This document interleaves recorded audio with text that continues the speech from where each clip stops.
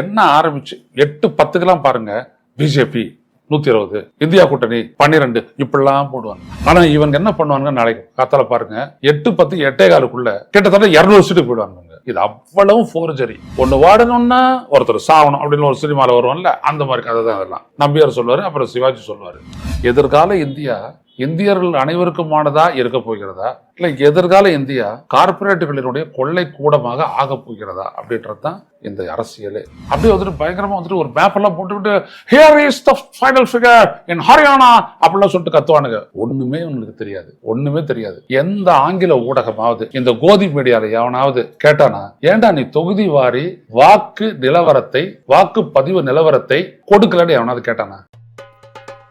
Karim's biryani paradise at liberty and catering services, கோடம்பாக்கத்தின் அறுசுவை அடையாளம்.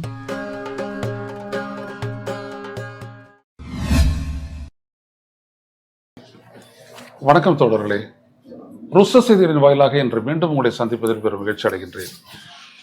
நாளை நடைபெற உள்ள வாக்கு எண்ணிக்கை தொடர்பாக இந்தியா கூட்டணி, பிறகு இங்கே திராவிட முன்னேற்ற கழகத்தினுடைய தலைவரும் முதலமைச்சருமான மு.க. ஸ்டாலின் உள்ளிட்ட பலரும் எச்சரிக்கை செய்திருக்கிறார்கள்.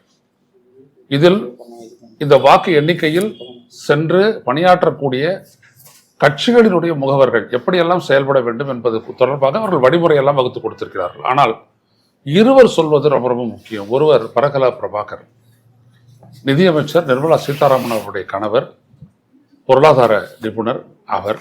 மற்றொன்று கபில் சிபல், இந்திய உச்சநீதிமன்றத்தின் மூத்த வழக்கறிஞர்களில் ஒருவர்.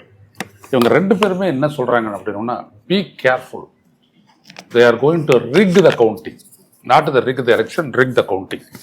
கவுண்டிங் அப்ப அவங்க அதாவது என்ன வேணாலும் செய்வாங்க அப்படின்றத வந்துட்டு பல்வேறு மொழிகளில் சொல்றாங்க. எச்சரிக்கையா இருக்கணும், இந்த நாட்டு மக்கள் எச்சரிக்கையா இருக்கணும், அந்த கவுண்டிங்க்கு போகக்கூடிய அந்த கட்சியினுடைய முகவர்கள் எச்சரிக்கையா இருக்கணும் அப்படின்ட்டு அவங்க சொல்றாங்க. என்ன காரணம் அப்படின்னு கேட்டீங்கன்னா, உதாரணத்துக்கு கொண்டு வரக்கூடிய மெஷின் அங்க பயன்படுத்தப்பட்ட மெஷின் தானா, எந்த வாக்குச்சாவடியில் பயன்படுத்தப்பட்டதோ அந்த வாக்குச்சாவடியில் பயன்படுத்தப்பட்ட மெஷின் தான் அப்படின்றதுக்கு அவனோட சீரியல் நம்பரை பாருங்க. ரெண்டாவது, அவருடைய சீல் உடைக்கப்பட்டிருதான்றதை பாருங்க.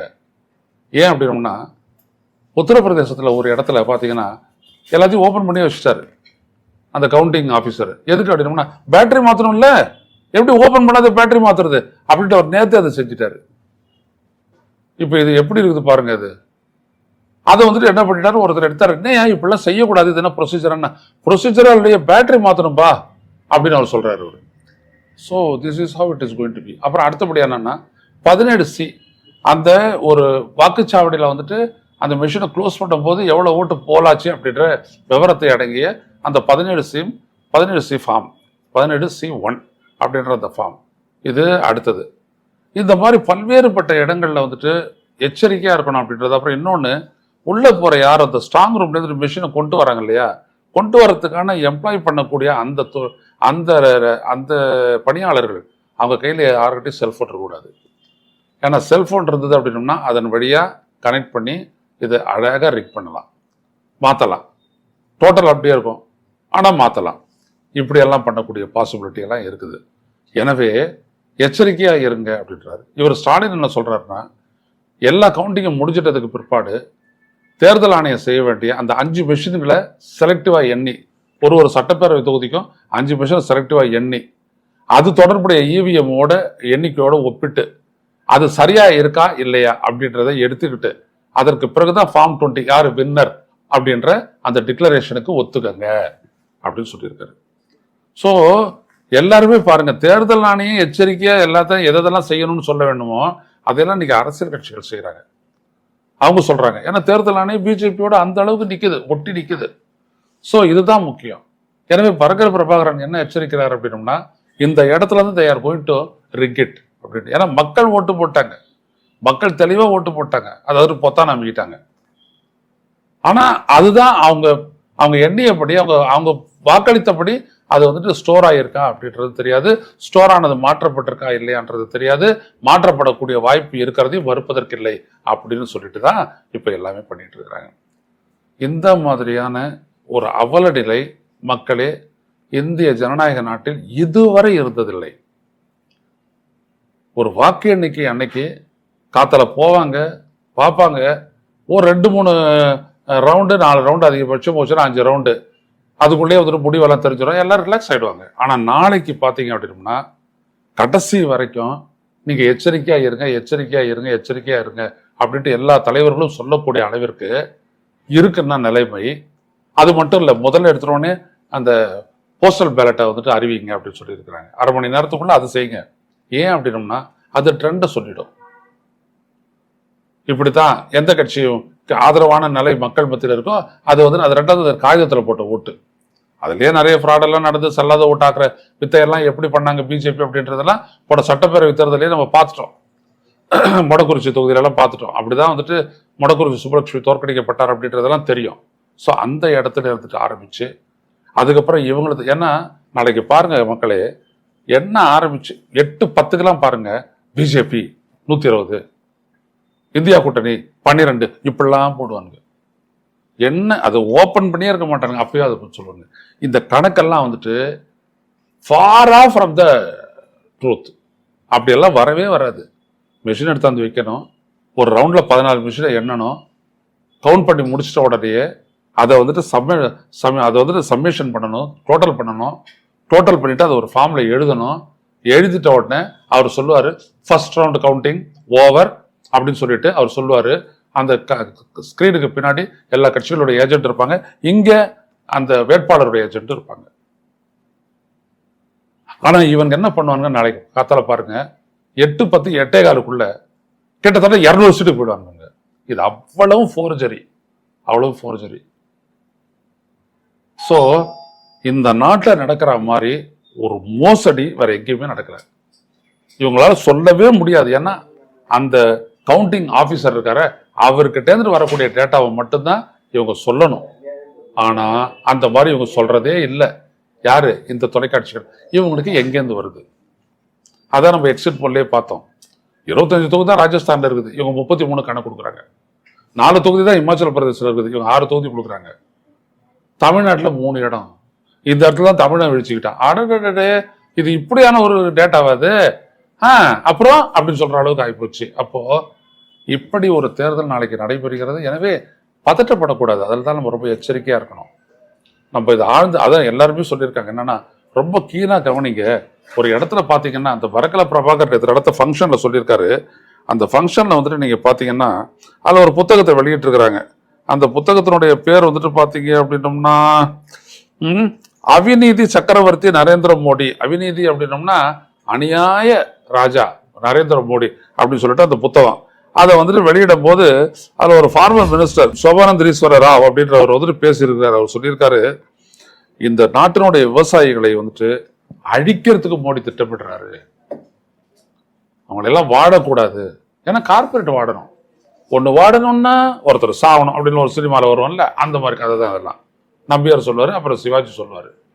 வாழ்க்கைன்னு ஒரு படத்தில் பார்த்தீங்கன்னா ஒருவனுடைய அழுகை இன்னொருத்தனுடைய சிரிப்பு, ஒருவனுடைய ஏற்றம் இன்னொருத்தனுடைய இரக்கம், ஒருத்தனுடைய மரணம் இன்னொருத்தனுடைய வாழ்வு, இப்படிலாம். இதெல்லாம் வந்துட்டு ஜனநாயகத்துக்கு சற்றும் உகந்த ஒரு மனநிலை அல்ல. ஆனால் மோடி போன்றவர்கள் இதெல்லாம் செஞ்சுட்டு தான் அங்கே போயிட்டு கன்னியாகுமரியில் போயிட்டு நீ என்ன செய்யணும், நீங்க வந்துட்டு இந்த மக்களுக்கு செஞ்சது என்ன, எதுக்கு போயிட்டு தியானம் எல்லாம் பண்ற? மக்கள்கிட்ட நீங்க எல்லாமே நல்லது பண்ணிருந்தீங்க அப்படின்னா அங்க போயிட்டு உட்கார வேண்டிய அவசியமே இல்லையே. அப்போ இதெல்லாம் பொறுத்து தான் சரி. இது நீங்க ஒரு தனி மனிதர்கள் சம்பந்தப்பட்ட விடயம் கிடையாது. எதிர்கால இந்தியா இந்தியர்கள் அனைவருக்குமானதா இருக்க போகிறதா, இல்லை எதிர்கால இந்தியா கார்பரேட்டுகளினுடைய கொள்ளை கூடமாக ஆகப் போகிறதா அப்படின்றது தான் இந்த அரசியலே. கடைசியில் இது அங்கிருந்து தான் தீர்மானிக்கப்படுகிறது. எனவே நம்ம இதில் எச்சரிக்கையாக இருந்து இதை நம்ம கவனிக்கவில்லை என்றால் ஒரு விஷயத்தையும் கவனிக்க, அப்படியே வந்துட்டு பயங்கரமா வந்துட்டு ஒரு மேப் எல்லாம் போட்டுக்கிட்டு here is the final figure இன் ஹரியானா அப்படிலாம் சொல்லிட்டு கத்துவானுங்க. ஒண்ணுமே உங்களுக்கு தெரியாது, ஒண்ணுமே தெரியாது. எந்த ஆங்கில ஊடகமாவது இந்த கோதி மீடியால எவனாவது கேட்டானா, ஏண்டா நீ தொகுதி வாரி வாக்கு நிலவரத்தை, வாக்குப்பதிவு நிலவரத்தை கொடுக்கலன்னு எவனாவது கேட்டானா? ஒருத்தனுமே கேட்கல. அரசியல் கட்சிகள் பெருசாக்கணும் உடனே அதுக்கப்புறம் அதை வச்சு விவாதம் பண்ணி அதுக்கு அட்வர்டைஸ்மெண்ட் உண்டு. நல்லா 40 நிமிஷம் பண்ணிட்டு 20 நிமிஷம் அட்வர்டைஸ்மெண்ட் சம்பாதிச்சிடலாம். அதை மட்டும்தான் பண்ணாங்க. பத்திரிகைகள் இன்னும் சுத்தம். இதெல்லாம் பத்தி நீதிமன்றம் சொன்னா தான் அவங்க எழுதுவாங்களாம். நீதிபதிகள் நீதியை வழங்குறதை விட நியாயப்படுத்துற வேலையை தான் நிறைய செஞ்சாங்க. They justify the action of the election commission rather than delivering justice to the people of the needy, people of the country. அது செய்யவே இல்லை. இதெல்லாம் என்னது இது? எனவே தான் விழிப்புடன் இருக்க வேண்டும், விழிப்புடன் இருக்க வேண்டும் சொல்லிட்டு அவரு கபில் சிபலும் சொல்றாரு, இவரும் சொல்றாரு. யாரு இவங்க பரக்கல பிரபாகரும் சொல்றாரு. நாம அதை விழிப்புடன் இருப்போம். நாளைக்கெல்லாம் என்ன முடிவு வந்துச்சுனாலும் உடனே ஐ எம் ஷாக்டு அப்படிலாம் யாரும் எதுவுமே நினைக்க தேவையில்லை. ஒன்று மட்டும் சொல்கின்றேன் மக்களே, இது அவ்வளவும் நடக்கிறதுக்கு காரணம் நாம ஜனநாயகத்தை உதாசீனப்படுத்தியது. இந்த ஜனநாயக அரசியலை நாம ஒரு பொருட்டா மதிச்சு செயல்படாதனுடைய விளைவுதான் மோடியை போன்ற அமித்ஷா போன்றவர்கள்லாம் நாட்டை ஆளக்கூடிய அளவிற்கு தகுதி பெற்று வேலை போனாங்க. ஸோ குற்றம் நம்ம கிட்ட தான் இருக்கு, மறந்துடாதீங்க. இல்லை நம்ம தமிழ்நாட்டில் செய்யல அப்படிலாம் சொல்லாதீங்க. தமிழ்நாட்டில் இருக்கிற இன்னைக்கு கூட ஆளுங்கட்சி கூட ஒரு காலகட்டத்தில் பிஜேபி ஆதரிச்சுது. இல்லை அது வாஜ்பாயி கெட்டவர்களில் நல்லவர், நல்லவர் என் கெட்டவர்களுக்கு நடுவுலையே போய் வாழ்ந்தார் கடைசி வரைக்கும். அதனால எல்லாமே தவறு. அதெல்லாம் ஒரு நாள் நம்ம அனலைஸ் பண்ணுவோம், அது வேற விஷயம். So it is our responsibility to save the democracy for our self, for the future of this country. எனவே ஜனநாயகத்தை காப்பாற்ற வேண்டிய அந்த உச்சபட்ச கடமை நம்மை சார்ந்தது. நமது எதிர்கால மக்களுக்காக நாம் இதை செய்ய வேண்டும். எனவே இந்த போராட்டத்தில் நாளை எப்படி ஈடுபட போகிறோம், எப்படி நம்ம நாட்டு மக்களை மீண்டும் உணர்வுள்ளவர்களாக எழுச்சி வர செய்ய போகிறோம் அப்படின்றது இதை பார்த்துட்டு இருக்கக்கூடிய படித்த மக்களாகிய நீங்கள், அறிவார்ந்த மக்களாகிய நீங்கள் எடுத்துக்கொள்ள வேண்டிய பொறுப்பு. மீண்டும் சந்திப்போம் தொடர்களே. நன்றி, வணக்கம். ஊடகம் கார்ப்பரேட் அரசியல்வாதிகளின் கைப்பாவையாக அடிமைகளாக இருந்தது போதும். இனி சாட்டை எடுத்து சுழற்றும் நேரம் வந்துவிட்டது. ஊடகம் பொதுமக்களாகிய உங்களுக்காக, உங்களாலேயே இயக்கப்பட வேண்டும். ஊடக சுதந்திரத்திற்காக உங்களின் பங்களிப்பை இன்றே அளித்திடுங்கள்.